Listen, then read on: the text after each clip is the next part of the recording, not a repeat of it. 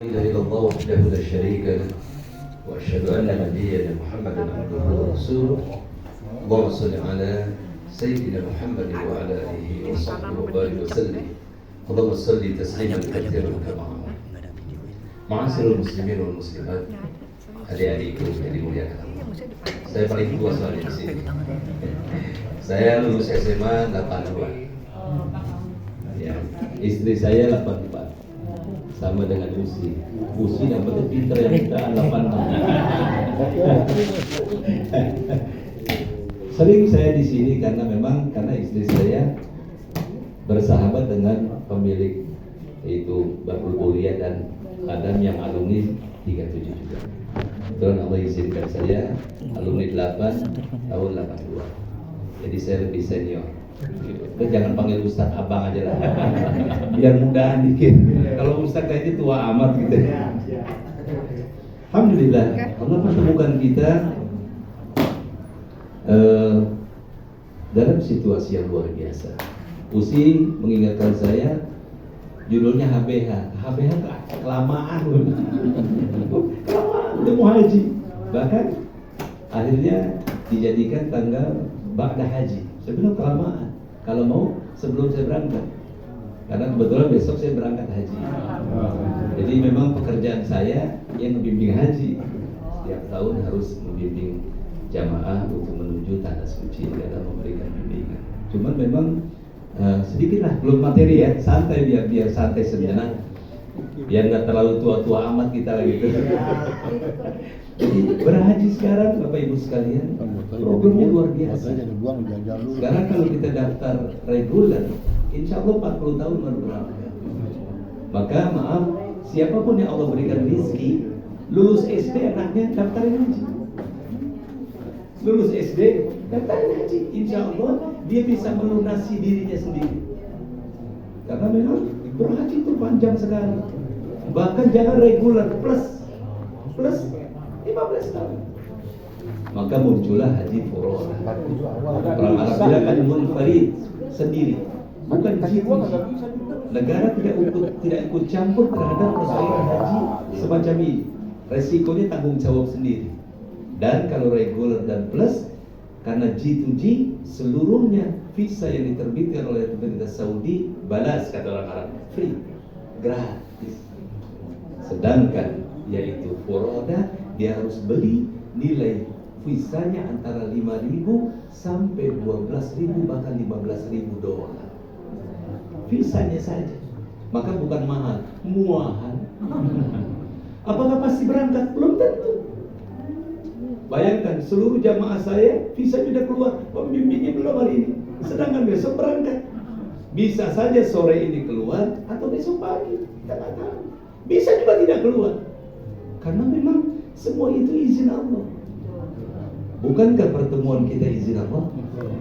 Tanpa izin Allah, pertemuan ini tidak akan pernah terjadi. Sampai Allah mengingatkan dalam Al-Quran tentang Muhammad Rasulullah. Fabima rahmatin minallah lintalahu. Ya Muhammad, karena rahmat Allah lah engkau menjadi lemah lembut terhadap masyarakat Mekah. Bagi siapa yang pernah ke Mekah, maaf, nggak ada orang Arab yang lembut, nggak ada. Kita datang ke toko, kam harga ya Syekh, berapa ini harga? Kata dia 100. Kita tawar dikit aja, 50. Bakhil aja, pelit lu. Habis kita marah. Nggak ada orang Arab yang lembut, kasar. Tetapi Allah lahirkan manusia yang paling lembut tutur katanya pada masyarakat yang kasar. Maka saya setuju dengan ucapan tadi. Kenapa? Ngumpulin orang ngaji kagak. Maka haji apakah puncaknya di Arafah? Tidak. Intinya di Arafah, tapi penutupnya di mana? Di Mina. Ngapain di Mina? Perang. Ngapain di Mina? Perang. Siapkan batumu, siapkan senjatamu, perang 3 hari. Wadhkurullaha fi ayyamin ma'dudah. Berzikirlah engkau pada waktu-waktu yang telah aku tetapkan atas kalian semua. Boleh engkau mengambil 2 hari, keluar tanggal 12 atau tanggal 13. Faman ta'ajjala fi yawmayn fala ithma alayh wa man ta'akhkhara fala ithma alayh. Engkau ingin mengambil nafar awal, keluar tanggal 12 Zulhijjah tidak ada dosa buat engkau, tapi engkau keluar tanggal 13 Zulhijjah juga tidak ada dosa buat engkau. Ngapain perang? Saya mau tanya jujur, datang ke sini perang? Pergi kagak. Udah sampai sini, ya Allah parkir susah banget. Nggak gampang. Maaf, kalau cuma reuni, kumpul karaoke, nggak usah diundang, kumpul. Maka saya bilang, datang ke sini saja sudah perang. Bangun malam, bikin alarm 3 macam, jam 1, setengah 2, jam 2, bunyi gak alarm? Bunyi. Bangun gak? Bangun, matiin. Artinya hidup itu perang. Tidak ada hidup yang tidak perang. Berumah tangga kita, maaf, rata-rata berumah tangga udah di atas 20 tahun kan? Iya. Ada perangnya gak? Tolong tunjuk tangan, saya kasih hadiah haji. Siapa rumah tangganya yang gak pernah berantem? Mau rumah tangga ustaz, mau kiai, mau habib, maaf, sekelas rumah tangga Rasulullah Muhammad SAW ada perangnya. Maka Allah turunkan surat yaitu At-Tahrim untuk memuji ya ayuhan nabi lima tuharrimu ma ahallallah tabtaghi mardata azwajik. Hei nabi, jangan kau haramkan sesuatu yang Allah halalkan buat engkau hanya untuk menyenangkan hati istrimu. Tidak boleh. Bayangkan sampai begitunya Nabi dikarenakan keributan kecil untuk menyenangkan hati istrinya, tapi dia berbenturan dengan ketetapan Allah yang halal diharamkan. Allah tegur Nabi. Bayangkan sekelas Nabi ada berantemnya, apalagi kita. Makanya kita lihat penutup haji adanya di mana? Di Mina. Maka saya cerita aja di majelis tadi, adakah sifat baik setan? Ayo, ada yang bisa jawab? Adakah sifat baik setan? Ada. Apa sifat baik setan? Maaf, istiqomah, nggak pernah putus asa. Nggak pernah putus asa. Adakah setan putus asa? Tidak.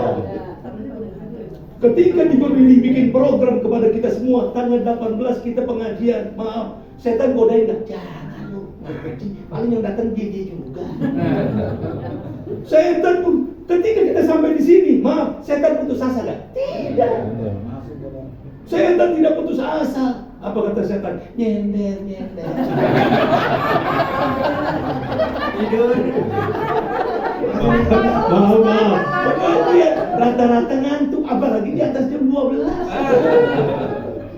Tapi maaf, adakah orang yang selamat dengan nyender dia tidak tidur? Selamat, setan kalah. Apa setan putus asa? Tidak. Buka HP. Ustaz jangan didengerin. Artinya saya ingin memberikan pelajaran betapa setan tidak pernah putus asa. Maka sesungguhnya kita lihat setan seringkali maaf, termasuk saya teman-teman di SMA 8 berantem sesama SMA, berantem, maaf, gara-gara pilihan beda berantem. Bikin WhatsApp grup berkelompok-kelompok. Padahal kata Allah, musuhmu bukan teman SMA-mu, musuhmu bukan teman kuliahmu, musuhmu bukan istrimu, musuhmu bukan siapapun. Tetapi apa kata Allah? Asyaiton aduwwum mubin. Musuhmu yang nyata adalah setan. Maka untuk itu, adik-adikku yang dimuliakan Allah, betapa hidup itu sebenarnya Allah memberikan kemudahan-kemudahan yang luar biasa buat kita semua. Maka saya setuju dengan tema hari ini, yaitu hadiah yang paling terbesar, yaitu yang Allah berikan di usia senja bagi kita semua. Yaitu apa? Allah memberikan kokohnya iman. Kata Allah dalam Al-Quran, am hasibtum an tadkhulul jannah. Saya terjemahkan pakai bahasa Betawi aja yang gampang. Emang lu pikir masuk surga gampang? Am hasibtum an tadkhulul jannah walamma ya'tikum mathalul ladzina khalu min qablikum. Sebelum datang ujian-ujian yang Allah timpakan, sebagaimana Allah timpakan ujian atas orang-orang sebelum kita. Ngaji aja berat, yang tinggal di Kalibata aja belum tentu sampai di sini. Maaf, rumah kita 5 meter dari masjid. Apakah semua orang sholat berjamaah? Belum tentu. Nggak gampang.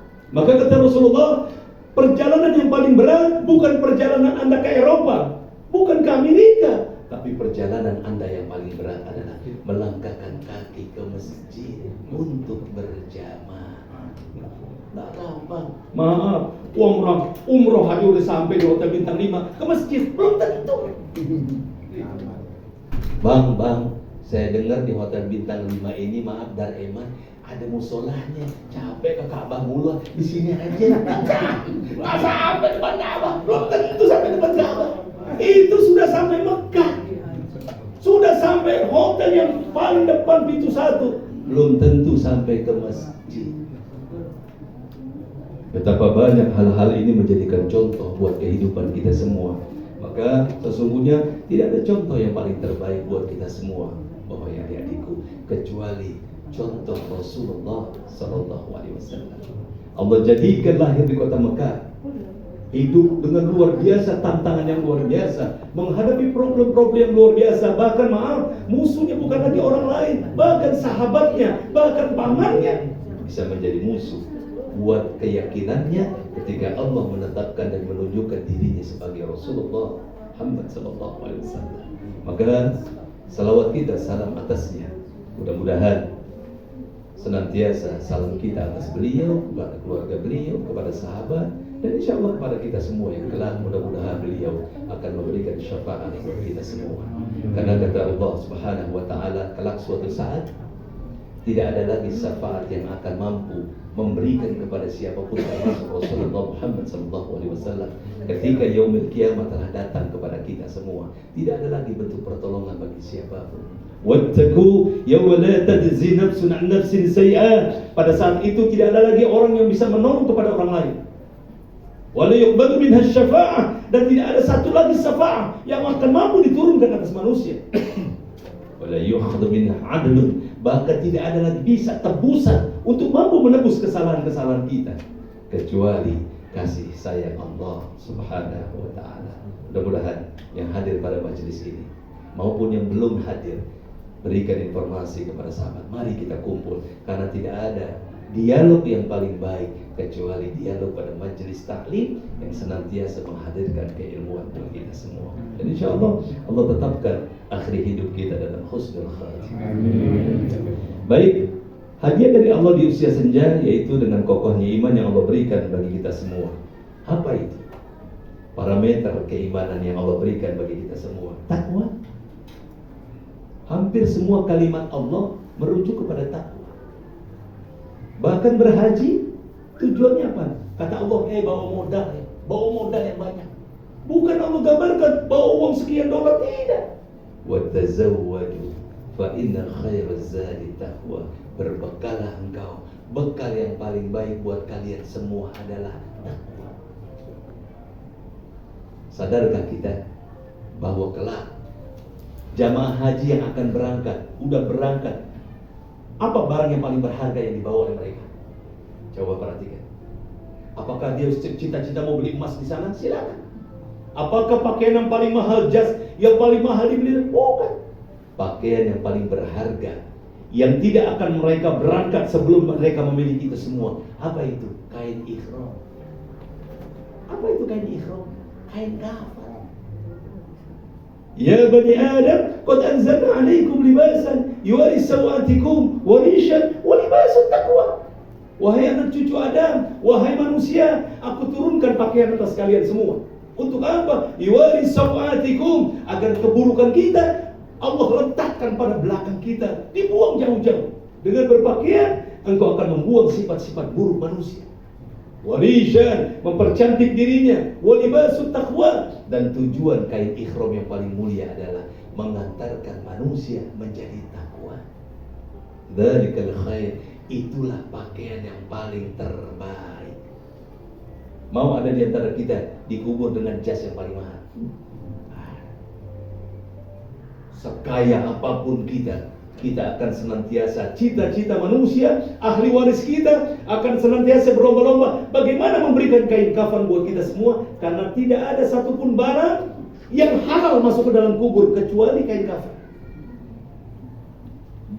Maka Allah memberikan gambaran, orang berhaji, aku tidak butuh status sosialmu, mau tentara, mau pegawai negeri, mau anggota DPR, aku tidak butuh. Kau datang bagikan jenazah dengan apa? Kain ihram. bisa masuk ke Arafah tanpa ihram. Pasti. Bukan haji. Adakah orang di Arafah nggak pakai ihram? Ada, banyak. Siapa? Mereka yang ngurusin kita berhaji. Bikin sayur asem, bikin sayur lodeh, goreng ikan. Siapa mereka? Panitia yang mengurus haji. Kalau nggak ada yang ngurusin, gimana kita makan? Mereka tidak berhaji. Datanglah orang India, datang orang Pakistan untuk mengurus makan. Siapa saja untuk mampu memberikan pelayanan kepada kita semua yang berhaji. Tetapi bagi siapapun yang berhaji, Allah memerintahkan bagi kita semua tidak boleh menggunakan apapun kecuali kain ihram. Saya pernah, jamaah saya, maaf, pelajaran buat kita. Tahun 2008, istrinya mengingatkan, ayah, besok Arafah, sekarang tanggal 8. Ayo rokoknya kurangin, bukan dilarang, rokoknya kurangin, besok Arafah. Apa kata suaminya? Aku lebih baik ke Arafah daripada ngerokok. Ini mah kejadian, bukan cerita fiktif. Dan apa yang terjadi adik-adikku sekalian? Allah tidak izinkan ke Arafah. Malam tanggal 8 menjelang 9 Dzulhijjah, stroke. Tidak sadar, masuk rumah sakit. Dan ingat, pemerintah Saudi tidak punya kewajiban mengantarkan orang ke Arafah ketika dia tidak sadar. Kalau orang tidak sadar, tidak ada kewajiban untuk sholat, tidak ada kewajiban untuk apapun ibadah. Kenapa? Nggak sadar. Makanya ada orang yang tidak boleh, nggak sholat pun nggak apa-apa. 3 macam. Orang nggak sadar, anak kecil, orang gila. Ada yang tanya, Pak Ustadz kalau gitu enak dong orang gila nggak sholat. Gila aja loh, kamu orang gila masih mau. Nggak apa-apa, tidak ada dosa, tidak ada catatan dosa. Anak kecil, orang nggak sadar, sama orang gila. Maaf, tidak ada fidyah sholat, nggak ada. Oh, saya nggak sholat, saya mau fidyah, mau ganti, nggak ada. Saya mau tanya, saya kasih hadiah yang terbesar buat semua, termasuk saya. Waktu SMA, berapa kali nggak sholat asar? Yang bisa jawab, saya kasih hadiah. Nggak ada yang bisa. Maka ketika kita tidak sadar berapa kali kita meninggalkan sholat, maka tidak ada kewajiban kita membayarnya. Dengan apa caranya? Tegakkan sholat-sholat sunnah. Banyaklah beristighfar dan mohon ampun kepada Allah Subhanahu wa Ta'ala. Allah nggak tahu, kita nggak tahu berapa kali kita nggak sholat asar, sholat zuhur, nggak puasa. Ada yang tahu. Tetapi puasa, Rasulullah perintahkan bagi kita semua, bayarlah fidyah puasamu. Tetapi sholat, tidak mungkin kita bisa menggantinya sholat. Betapa maaf, jangankan kita, sekelas Umar bin Khattab, orang yang paling benci nama Nabi Muhammad, nggak sholat. Apakah Umar bin Khattab dalam parameter hadis pernah mengganti sholat-sholatnya masa lalu? Tak pernah. Dan perhatikan kalimat yang dibaca tadi, Allah tidak pernah mencatat masa lalu. Allah tak pernah bicara masa lalu dalam Al-Quran. Apa yang Allah katakan? Ya ayyuhalladzina amanu wal tanzur nafsum ma qaddamat lighad. Apa yang akan kau lakukan untuk masa depan? Allah nggak bicara masa lalu. Berapa lama kamu waktu SMA nggak sholat? Nggak pernah. Allah hanya memberikan gambaran. Maka apa nikmat salah satu yang Allah limpahkan bagi kita semua? Di antaranya apa? Iman. Allah masih kumpulkan kita hari ini karena iman, bukan karena kesehatan kita. Banyak yang sehat, tapi maaf belum tentu datang. Maka Allah memberikan gambaran di antara nikmat-nikmat yang Allah berikan bagi kita semua, di antaranya sehat. Tapi maaf, sehat bukan inti daripada seluruh nikmat yang Allah limpahkan bagi kita semua. Betapa banyak orang yang sehat, tapi tetap dia kufur kepada Allah Subhanahu wa Ta'ala. Bukankah musuh-musuh Nabi Muhammad adalah orang-orang yang sehat? Bukankah musuhnya Nabi Musa adalah orang yang sehat? Firaun juga sehat, Qarun juga sehat, Haman juga sehat. Tapi apa kata Allah? Wa Qarun, wa Fir'aun, wa Haman, wa laqad ja'u Musa bil bayinati fastakbaru fil 'ard. Mereka adalah orang-orang yang sukses dalam dunianya, status ekonomi, kedudukan, cerdas. Jangan dibilang orang dulu orang nggak cerdas. Maaf, dari dulu, dari zaman Nabi Adam sampai sekarang selalu pasang-pasangan. Ada yang malas, ada yang rajin. Zaman kita juga begitu sekolah. Wah, rajin bener tuh anak lu. Yang malas juga banyak, yang bolos ada. Dari zaman dulu sampai sekarang tidak pernah ada perubahan. Yang kaya, yang miskin, yang cerdas, yang bodoh, Tidak ada orang dulu zaman jahiliyah bodoh-bodoh. Tidak. Kalau bodoh-bodoh maaf, orang dulu tidak bisa membangun yaitu piramid yang luar biasa di kota Jordan. Kalau Allah berikan rezeki kita masuk dari Mesir menuju Jordan, kita akan lihat masyarakat Ad membangun sebuah tatanan kota yang luar biasa. Sampai Allah berkata, "Alam taru kaifa fa'ala rabbuka bi'ad irama dhatil 'imad allati lam yukhlaq mithluha fil bilad." Tahukah kalian bagaimana Allah memberikan sebuah jadi alam taru kaifa fa'ala rabbuka bi'ad kepada masyarakat Ad yang luar biasa ribuan tahun sebelum Masehi. Ribuan tahun sebelum Masehi. Apa yang dibangun masyarakat Ad? Kota Iram, ibu kota yang luar biasa. Gunung dipahat menjadi istana. Orang sekarang suruh pahat gunung, gak gampang. Tapi masyarakat Ad, teknologi belum berdiri, belum begitu hebat. Tapi sampai saat ini ibu kotanya masih Allah tunjukkan, yaitu di Jordan, untuk memberikan bukti kepada kita. Kaum Ad, kaum Saleh membangun bangunan yang sungguh sangat luar biasa. Irmadatil iman, sampai Allah berkata, allati lam yukhlaq mithluha fil bilad. Tidak ada satu ibu kota yang lebih hebat kecuali dibangun oleh masyarakat Irak. Wa thamud alladziina jabu sakhra bil wad. Kaum Thamud, apa kelebihan kaum Thamud? Bisa membelah batu-batu di lembah. Kita memotong keramik aja, beli mesin dari Cina, beli mesin dari Hongkong. Kenapa? Susah kita membeli. Tapi masyarakat Thamud, Allah berikan kelebihan, bisa membelah batu-batu di lembah. Jadi jangan dianggap cerita kita seringkali salah datang kepada kita seolah-olah orang dulu adalah bulu-bulu yang tidak mengerti apa-apa. Allah menjadikan subhanalladzi khalaqal azwaja kullaha. Allah menjadikan semuanya berimbang dari zaman dulu sampai sekarang. Yang malas, yang rajin, yang pinter, yang bodoh, seluruhnya setiap zaman pasti ada.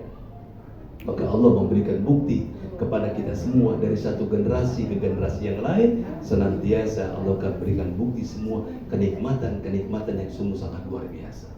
Maka ketika Allah memberikan sebuah gambaran, parameter adalah orang-orang yang Allah berikan kenikmatan yang luar biasa, di antaranya takwa. Kalau bukan karena takwa, adik-adikku sekalian, tidak mungkin hati kita, langkah kita ringan untuk mencapai tujuan kita. Mau ngapain? Ngaji. Alah mama, ngaji repot-repot amat, jauh-jauh amat mah. Udah, setel pengajian, buka Google, gampang. Ustadz bertebaran di Google, Ustadz bertebaran di YouTube, gampang. Tetapi mereka tidak akan pernah mendapatkan silaturahim yang dibangun oleh Rasulullah Sallallahu Alaihi Wasallam. Maka Allah memberikan sebuah gambaran bagi kita semua, yang konkret bagi kita semua, bagaimana meraih takwa. Allah memberikan hal-hal yang sungguh sangat luar biasa. Apa kata Allah? Tidak ada jalan lain orang untuk mencapai derajat takwa kecuali dengan kita. Hanya satu-satunya yang mengarahkan kita mencapai derajat takwa, Al-Quran. Maka apa kata Allah? Dzalikal kitab la raiba fihi hudan lil muttaqin. Inilah satu kitab yang tidak pernah ada keraguan di dalamnya, petunjuk buat orang yang bertakwa. Kita boleh ahli matematik, kita boleh ahli biologi, kita boleh ahli kimia, tapi maaf, semua ilmu itu tidak akan pernah ada yang mampu kita banggakan. Kelak di hadapan Allah akan ditanya, nggak ada. Kelak yang akan Allah pertanyakan adalah aplikasi kita terhadap Al-Quran. Maka apa kata Allah? Inna nahnu nazzalna dzikra wa innahu lahafidun. Kami jadikan adzikra Al-Quran sampai dunia ini kiamat, Allah pertahanan. Wa innahu lahafidun. Kami yang akan menjaganya, dia tidak akan pernah rusak oleh siapapun. Orang boleh merusak Al-Quran, tapi pasti ketahuan. Kenapa? Karena jutaan manusia yang hafal terhadap Al-Quran. Kenapa Allah munculkan generasi orang-orang seperti Adi Hidayat? Banyak orang Adi Hidayat di Palestina, banyak orang-orang kayak Adi Hidayat di Saudi Arabia, banyak orang Adi Hidayat seperti di Pakistan. Allah lahirkan generasi semacam ini untuk apa? Menjaga Al-Quran. Satu-satunya kitab suci yang senantiasa terjaga oleh Allah adalah Al-Quran. Maka Allah mengatakan, siapa orang yang senantiasa menjaga Al-Quran, maka dia akan mampu mendapatkan senantiasa petunjuk dan ketakwaan dalam dirinya. Bagaimana mewujudkan rasa takwa? Kita lihat, sholat ujung-ujungnya takwa. Quran ujung-ujungnya takwa. Haji ujung-ujungnya takwa. Wa tazawwadu fa inna khairaz zadi taqwa. Berhajilah kalian, bawa bekal yang banyak. Sesungguhnya bekal yang paling baik buat kalian semua adalah takwa. Maka adik-adik sekalian, bagaimana Allah memberikan sebuah gambaran kepada kita semua tentang hal-hal yang digambarkan Allah untuk mencapai derajat takwa. Salah satu yang Allah gambarkan bagi kita semua, satu kata Allah, yakinlah engkau kepada kegaiban. Alladzina yu'minuna bil ghaib. Berimanlah kalian kepada yang gaib. Waktu SMA, kalian yakin gak bisa ketemu seperti ini? Kalian bisa jadi sahabat? Gak ada yang tahu. Lulus dari SMP macam-macam, tiba-tiba dikumpulkan Allah dalam sebuah generasi, yaitu sekitar 84 ya. Masuk 84 ya? 8. Lulus 86. 83. Siapa yang tahu? Gak ada yang tahu. Bagaimana Allah mengumpulkan kalian? Bahkan dalam satu kelompok yang sama, IPA, IPS, mungkin bahasa, Allah kumpulkan kita. Gak ada yang tahu. Kenapa? Karena seluruhnya itu adalah gaib. Bahkan pertemuan ini gaib. Siapa yang tahu? Oh, ustaz pasti anaknya jadi ustaz. Nggak mungkin, belum tentu. Belum tentu. Anak Nabi pasti jadi Nabi. Belum tentu. Bahkan maaf adik-adikku sekalian, musuhnya Nabi Nuh siapa? Musuh besarnya Nabi Nuh, anaknya. Musuh besarnya Nabi Nuh siapa? Istrinya. Justru kita lihat musuh besarnya Firaun siapa? Selain Musa, istri. Wa daraballahu mathalan ladzina amanu imra'atan Fir'aun. Tahukah kalian aku tunjukkan wanita yang begitu solehnya luar biasa. Siapa dia? Istrinya Firaun. Idza qalat rabbi ibni indaka baitan fil jannah. Ketika istri Firaun berkata kepada Allah, ya Allah bangunkan rumah aku di sorga. Bayangkan, Masya Allah, nggak gampang menjadi istri yang soleha. Kadang-kadang Allah jodohkan justru manusia seperti Firaun. Maka kalau kita menghadapi suami yang keras, yang kadang-kadang bertolak belakang dengan kita, jangan dulu dikit-dikit ke pengadilan. Lihat Firaun istrinya, sabarnya luar biasa. Gak tanggung-tanggung, kerasnya luar biasa. Musuh besar istrinya sendiri adalah Firaun. Tapi Allah berikan jaminan rumah di surga buat istri Firaun. Allah memberikan contoh-contoh yang luar biasa di dalam Al-Quran. Contoh-contoh yang luar biasa dalam tatanan kehidupan yang harus mampu menjadikan parameter buat kita semua. Bahkan kita lihat Nabi Nuh alaihissalam gak tanggung-tanggung, istri musuhnya siapa? Anaknya. Ketika anaknya dipanggil, ta'ala ya waladi, mari anakku irkab ma'ana, naik perahu bersamaku. Maaf, sorry ayah, no. Aku akan naik ke gunung yang tinggi, yang aku bisa menyelamatkan diriku. Di mana kata Firaun? Kata Nuh, sesungguhnya pada saat ini ketika ujian Allah datang, tidak ada mampu siapapun yang bisa menyelamatkan dirinya kecuali Allah. Tapi apakah percaya? Tidak. Maka adik-adikku semua, kadang-kadang maaf di dalam menjalankan peran kehidupan kita. Waktu SMA maaf kita santai-santai aja. Yang enak, tahu nggak ada susahnya SMA. Mana ada susah SMA? Nggak ada. Bolos aja enak, nyontek aja enak. Kenapa? Saya sekarang jadi ustadz, dulu nyontek juga sama. Karena memang SMA seperti itu. Kita nggak tahu ke depan kita mau jadi apa, kita nggak tahu. Maka untuk itu Allah memberikan gambaran bagi kita semua. Apa kata Allah dalam Al-Quran? Ya ayyuhalladzina amanu qu anfusakum wa ahlikum. Orang-orang yang beriman ciri-cirinya adalah siap dia mampu menyelamatkan dirinya dan keluarganya. Bukan hanya kita. Ingatlah suatu saat Allah akan mampu menghisap kita. Tapi ingat, Allah juga akan menghisap keluarga kita, di mana kita punya peran penting untuk mampu menyelamatkan anak kita atau tidak. Jangan mentang-mentang kita selamat, terserahlah, yang penting ayah pokoknya. Nggak bisa. Kita bertanggung jawab untuk mampu menyelamatkan anak kita. Maaf, sekarang kata Nabi, apa kata Nabi? Memberikan alimu auladakum fi zaman. Didik anak-anakmu sesuai dengan zaman. Maaf, kalau kita ngajarin anak kita, cucu kita nih, alif, ba, ta, sa, didengerin nggak? Dengar, seminggu bubar. Kenapa? Udah bukan zamannya, nggak dibutuhin. Ikro saja sekarang, ikro udah gak dibutuhin. Kenapa? Sudah tidak cocok dengan zamannya. Maka muncul, saya dapat buku dulu pernah ada orang Surabaya 20 tahun di Madinah. Orang Surabaya tinggal 20 tahun di Madinah. Karena beliau adalah suku Jawa, maka dia pakailah falsafah Jawa. Pono Joroko, Doto Solo, Podo Joyonyo, Mogo, Botomo. Apa yang terjadi? Falsafah Jawa dipakai, tapi metode Arab untuk mendekatkan sebagaimana kata Rasulullah, "Alimu auladakum fi zaman", sampaikan ilmu sesuai dengan zamannya. Dia rubah menjadi apa? Ada raja maha kaya, katawana sama lama. Dari mana didapat ini? Semua dari Madinah. Islam memberikan cahaya yang begitu luar biasa. Maaf, banyak angkatan saya nih. Angkatan saya jangankan 86, 82. Rap, ada yang manggil Arab, Rap, gue gak bisa ngaji, Rap sih. Sini, seminggu ngaji. Gampang, seminggu ngaji.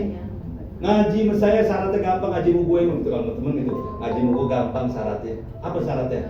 Jangan libur 1 hari pun. Program seminggu, 2 hari saja libur, Sabtu Minggu, tapi Senin sampai Jumat jangan sekali-kali bolos. Maaf, yang membuat orang tidak bisa baca apa? Tidak konsisten.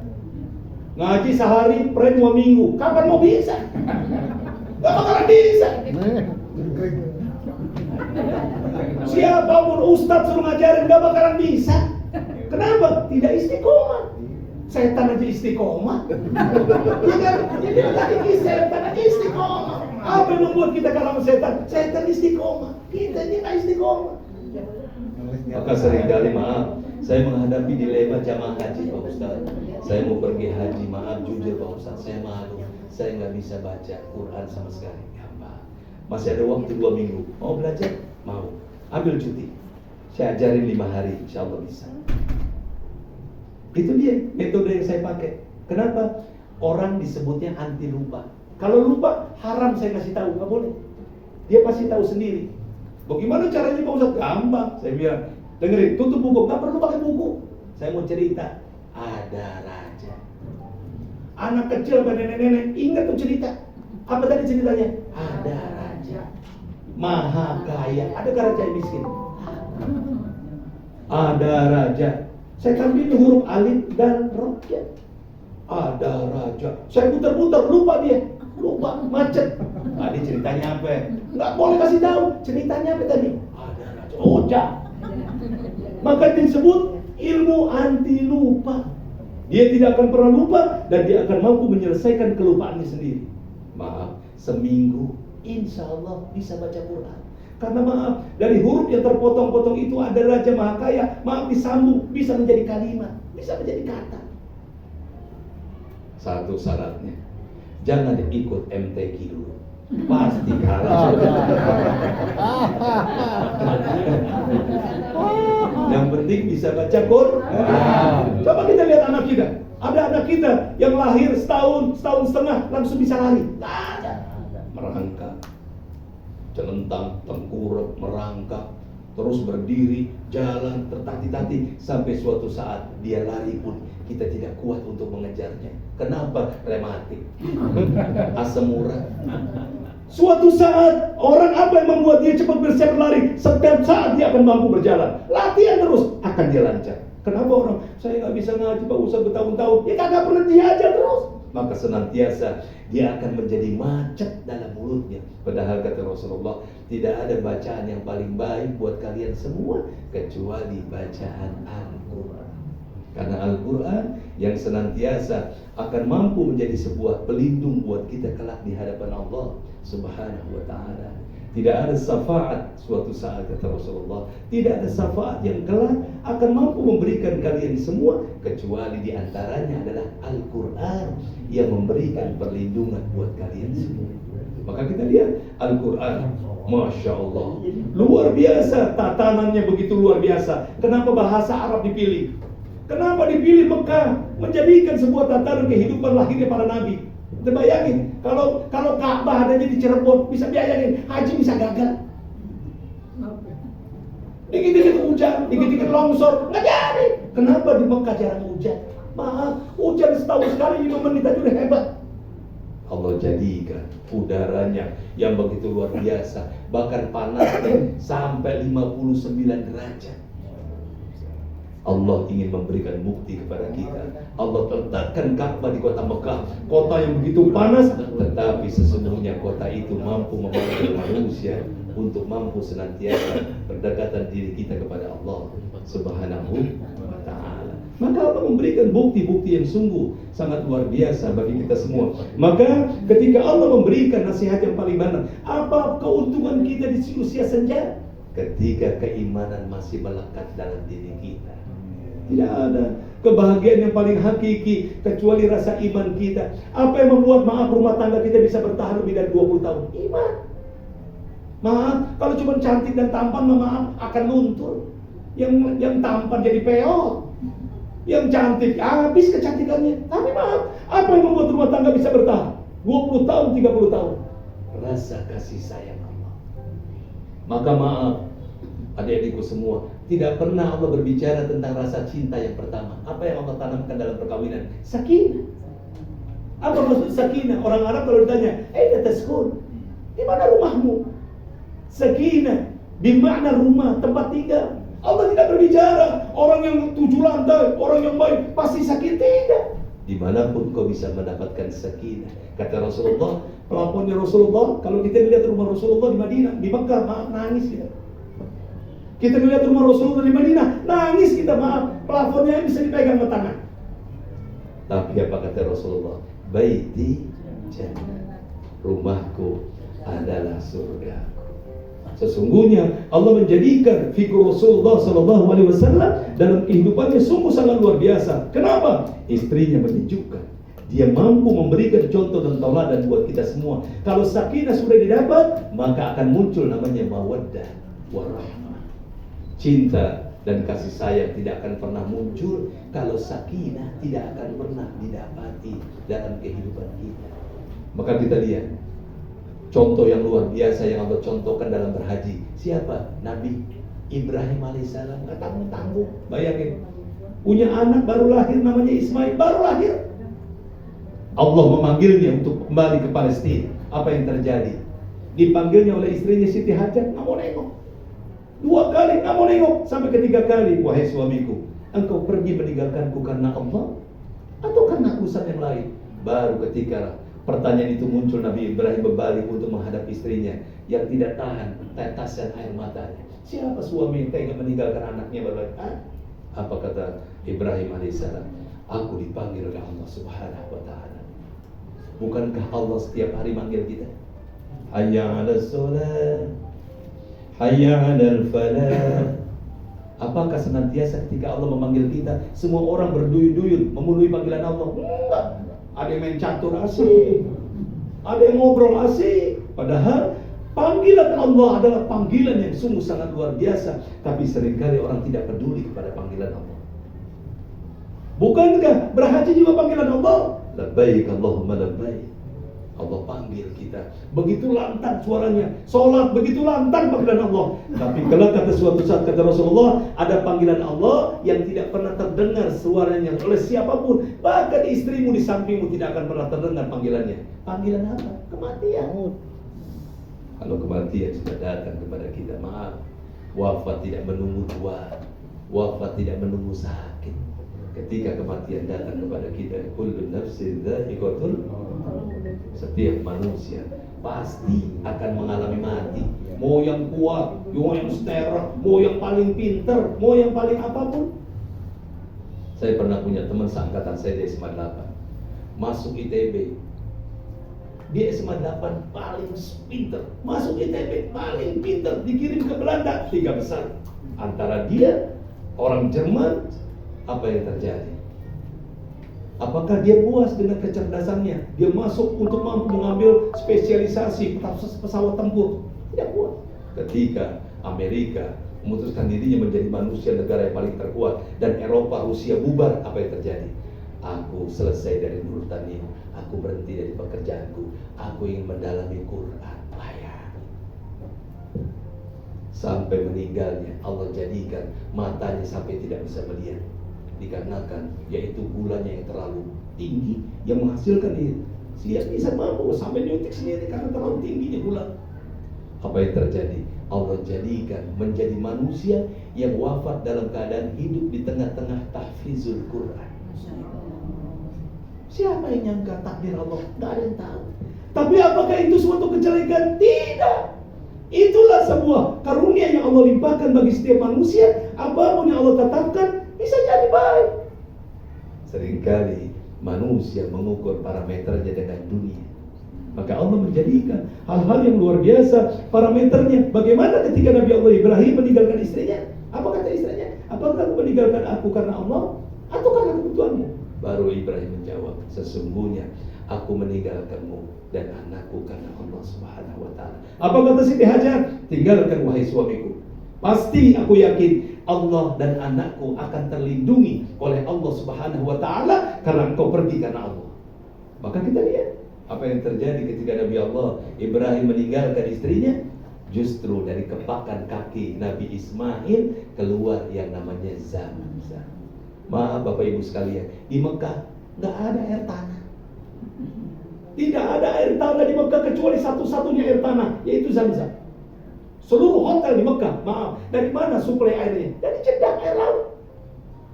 Yang ditawarkan dikirim ke Mekah untuk produksi hotel, rumah tangga, semuanya dari air laut. Yang disuling menjadi air tawar dan air Zamzam. Allah jadikan satu-satunya air tanah di kota Mekah karena Allah ingin memberikan bukti kepada kita Allah Maha Kuasa atas segala sesuatu. Bahkan kata Rasulullah, Zamzam ma syuriba lahu. Zamzam tergantung kebutuhan kita.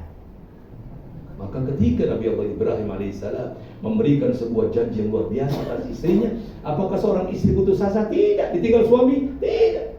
Maka dia bergerak dari Sofa ke Marwah untuk mampu berikhtiar yang luar biasa. Maka maaf adik-adikku semua, kerjaan manusia cuma satu. Apa itu? Ikhtiar. Kaya atau miskin kita serahkan kepada Allah. Cerdas atau tidak tergantung kita serahkan kepada Allah. Ikhtiar, kita belajar. Pak Ustaz, saya ikut ikhtiar dulu waktu SMA. Apa nyontek? Nyontek ikhtiar bukan Ustaz. Ikhtiar sama. Dulu zaman kita ya, ikhtiar juga nyontek. Bahaya, daripada kita pakai kancing itu ABC, ikhtiar aja. Allah. Itulah perjalanan. Maaf, siapa yang tidak pernah nyontek? Maaf, nggak ada ceritanya waktu SMA. Bahaya enggak? Tetapi justru kita lihat itu semua menjadi cerita kita buat waktu SMA. Apabila maaf nggak ada bandel-bandelnya dikit, nggak ada cerita. Apalagi yang rambutnya keriting depan kita, habis kertas kita lempar-lemparin, nyasar semua. Nah, sama yang ada ngalamin juga begitu. Dulu kan ada yang pakai jilbab, ya kan? Dulu yang rambutnya keriting, habis buat tumbuh ke depan, kertas kecil-kecil. Nyangkut semua. Itulah cerita. Apabila tidak ada cerita itu, maaf, nggak ada manfaatnya kita ketemu, nggak ada cerita. Apakah cukup kita ngaji? Tidak. Ngaji ya, tapi silaturahmi kita mengenang masa lalu adalah sesuatu yang fitrah sebagaimana manusia, kebutuhan kita semua. Maka wajar kalau Rasulullah wa tasa'alu bil arham, sesungguhnya di balik silaturahmi itu sendiri yang senantiasa memberikan kasih sayang Allah atas kalian semua. Maka sesungguhnya Allah memberikan gambaran sampai jam berapa di Surah Asar ya? Kasih kan ngobrol. Sampai Maghrib. Oke. Allah memberikan gambaran bagi kita semua, nasihat yang luar biasa. Apa yang mengantarkan kita kepada takwa? Al-Quranul Karim. Yakin kita kepada kegaiban. Yakin kita kepada kegaiban. Saya mau tanya, ada nggak generasi kita semua yang 86 udah ada yang meninggal? Ada. Adalah pokoknya ya. Bayangin di musim Covid, generasi saya saja sudah hampir 80 orang meninggal. Kita nggak tahu. Maaf. Yang meninggal yang baik-baik maaf. Yang dulu di SMA aja sering nggak sadar, sehat-sehat aja. Yang di SMA aja sering nggak sadar gitu, sehat-sehat aja. Kita nggak tahu. Apakah dia kan? Siapa sih yang nggak sadar? Jangan dibuka sesini, jangan. Kalau yang perlu begini kan ada tuh.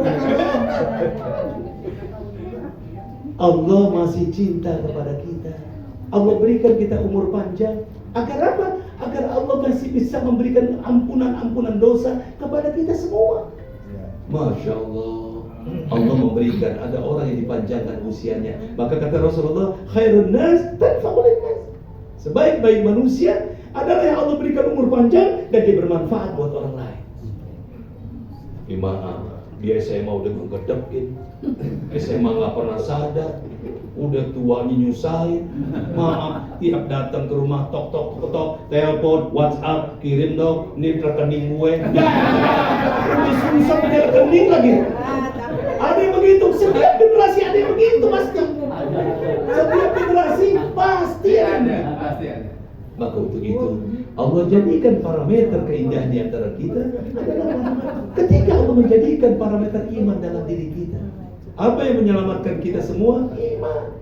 Apa yang menyelamatkan kita semua? Iman. Kalau sudah tidak ada iman di dalam diri kita, maaf, kita sudah tidak lagi bisa mampu membedakan mana hak dan batil.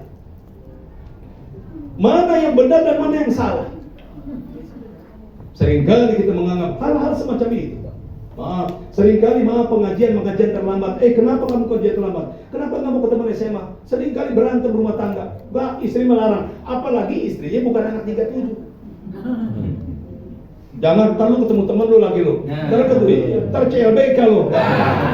Mantan. Kita lihat, nggak selamanya orang mampu. Kita mampu bertemu teman aja luar biasa. Dan yang perlu kita sadari, kita semua adalah telah masuk usia tua. Dan seringkali, yang perlu dicatat di stabilo dalam usia-usia kita. Tolong, ketika takwa menjadi tujuan kita, jangan coba-coba kita dengan dosa. Umur kita tidak muda lagi. Jangan bermain-main dengan dosa. Ini mah gak apa-apa, gak bisa. Jangan mengulur-ulur waktu sholat.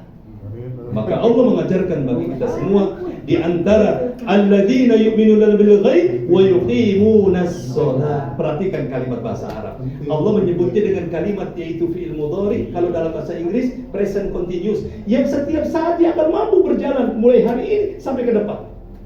Artinya sholat itu tidak boleh terhenti. Coba, ada gak sholat yang pakai istirahat? Kalau kamu tidak mampu berdiri, duduk. Kamu tidak mampu duduk, berbaring. Melonjor, silakan. Yang penting sholat. Maaf, ibu-ibu kita mulai tua. Ingatkan ibu kita untuk senantiasa sholat walaupun cuma di kursi roda. Senantiasa di umur-umur kita, jauhkan dari perbuatan dosa, tegakkan sholat. Kenapa Allah perintahkan kita untuk mampu menegakkan sholat? Sholat itu harus tegak berdiri. Karena sholatlah yang kelak menyelamatkan kehidupan kita. Innas sholata tanha 'anil fahsya'i wal munkar. Sesungguhnya sholat itu akan mampu menjadi benteng agar kita tidak berbuat keji dan berbuat munkar. Masya Allah. Sholat itu menjadi penolong, bahkan kata Allah dalam Al-Quran, ista'inu bis-sabri was-sholat. Jadikanlah sabar dan sholat itu sebagai penolong buat kalian semua. Bahkan adik-adikku semua, apa di antara yang mampu menjadi penolong buat kita semua? Kain ihram. Ketika orang kain ihram, jangankan orang lain, istri kita saja kita tahu sementara tidak boleh, tidak halal. Kenapa? Kain ihram menjadi penasehat buat kita semua. Fala rafasa wala fusuqa wala jidal. Kalau kamu sudah niat berhaji, niat umroh, sudah pakai kain ihram, ingat, jangan sekali-kali berkata-kata kotor. Jangan berbuat dosa, jangan berdebat, jangan mati pohon, jangan pakai wangi-wangian, jangan macam-macam. Bahkan istrimu yang halal sementara kau jauhkan. Masya Allah. Tidak ada nasihat yang begitu hebat luar biasa kecuali nasihat Al-Quran. Satu-satunya agama yang benci terhadap perlawanan fitrah Allah cuman Al-Quran.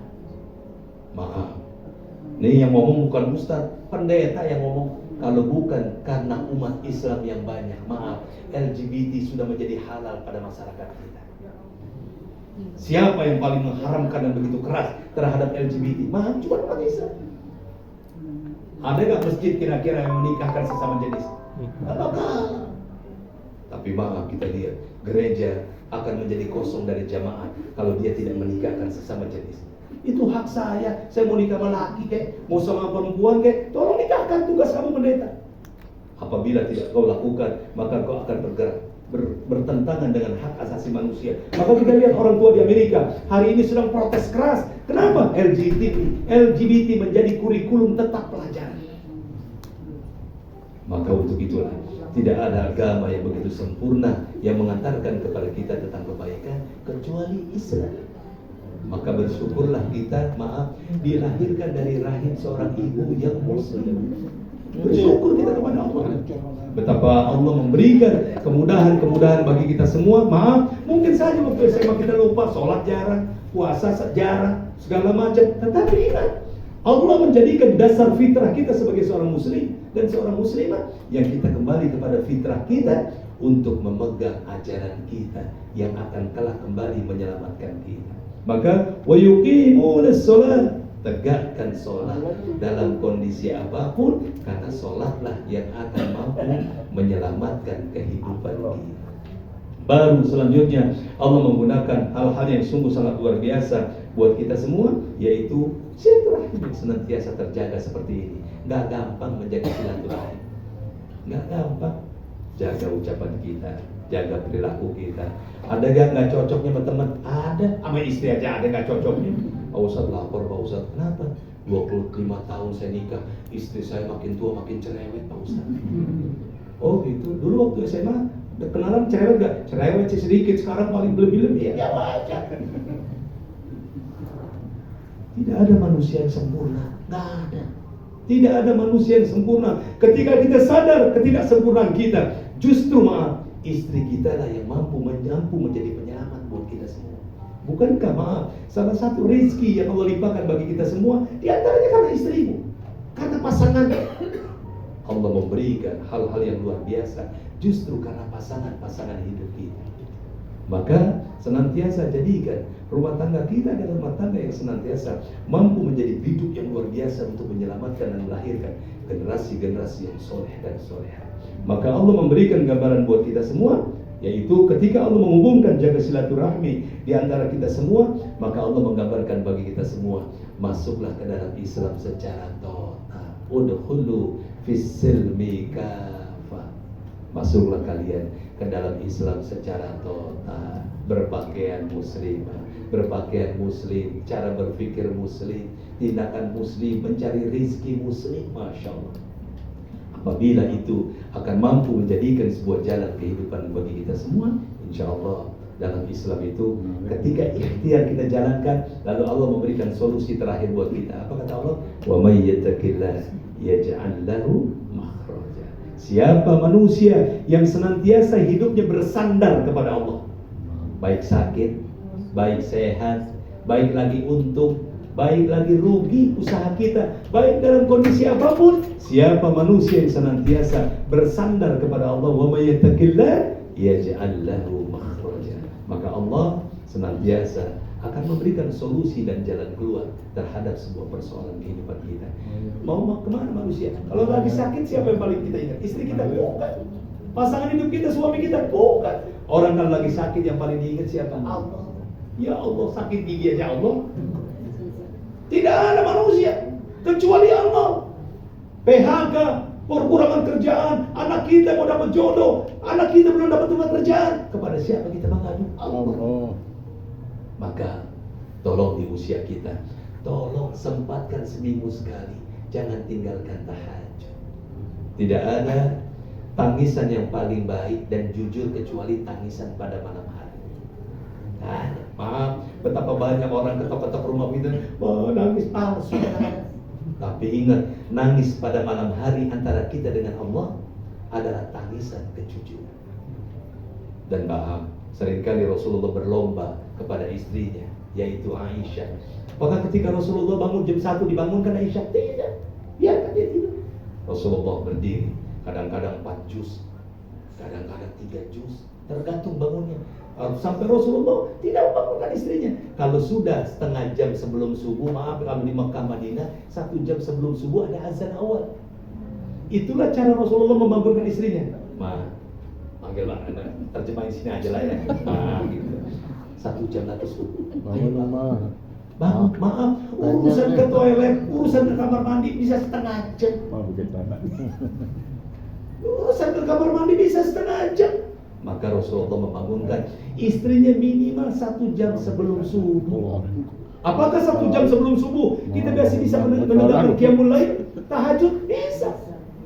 Minimal kata Rasulullah, ada sholat sunnah yang tidak pernah kutinggalkan sepanjang kehidupanku. Sholat apa itu? Sholat witir. Maka jangan tinggalkan sholat witir sebagai penutup kita, menutup malam ketika kita akan memasuki yaitu waktul fajar, untuk mampu kita tegakkan menjadi kehidupan buat kita semua. Maka adik-adikku, mari kita sambut dalam usia kita. Jangan berputus asa dalam kondisi apapun. Bahkan jangan putus asa kita memohon berhaji kepada Rasulullah. Jangan lihat parameter ekonomi. Maaf, besok yang saya mau haji, maaf, kerjanya cuma azan, Allahu Akbar, Allahu Akbar, pergi haji, gak punya duit. Yang satu kerjanya cuma jadi imam, kalau kata Allah berangkat, berangkat. Pak Ustaz, saya daftar 23 orang, daftar furoda, yang bayar 1 orang. Kadang-kadang Allah berangkatkan kita dengan sedekah orang lain, kita nggak tahu. Maka maaf, kalau habis sholat jangan tinggalkan majelis, masjid, musola sebelum kita membaca Allahumma antas salam wa minkas salam wa ilaika ya'udus salam fahayna rabbana bis salam wa adkhilna al-jannata darus salam tabarakta rabbana wa ta'alaita ya dzal jalali wal ikram.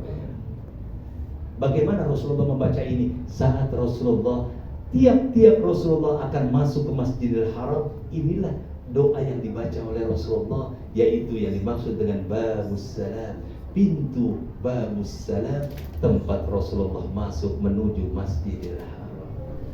Banyak kan kita habis sholat Allah melantas jalan, hantar salamnya aja nggak dibaca sama sekali. Maka tolong jangan pelit-pelit, yaitu pantat kita untuk lama-lama di majelis. Maaf, memang kalau di majelis itu baunya panas, pantat panas, dengkul macam-macam, asam urat muncul, segala macam karena majelis taklim. Berat tantangannya. Apakah majelis taklim itu gampang? Tidak. Kalau majelis taklim itu nggak ada tantangannya, maaf udah penuh. Kalau masjid tidak ada tantangannya, udah penuh orang. Maka kita lihat masjid dibangun 100 tahun, 150 tahun, penuh agak penuh. Dikarenakan memang mengumpulkan orang di masjid bukan persoalan gampang. Maka am hasibtum an tadkhulul jannah, masuk surga itu tidak gampang. Walamma ya'tikum, sebelum datang kepada kalian, ya'tikum mathalul ladzina khala min qablikum, cobaan-cobaan sebagaimana Allah uji cobaan itu atas orang-orang sebelum kalian. Maka begitu, apapun yang Allah uji buat kita semua, rumah tangga kita, anak kita, hubungan persahabatan kita, maka jangan jauhkan diri kita dari Allah Subhanahu wa taala. Mudah-mudahan senantiasa pertemuan ini bermanfaat bagi kita semua, dan senantiasa Allah jadikan kita orang-orang yang husnul khatimah. Amin. Boleh. Alhamdulillah, kita lanjutkan.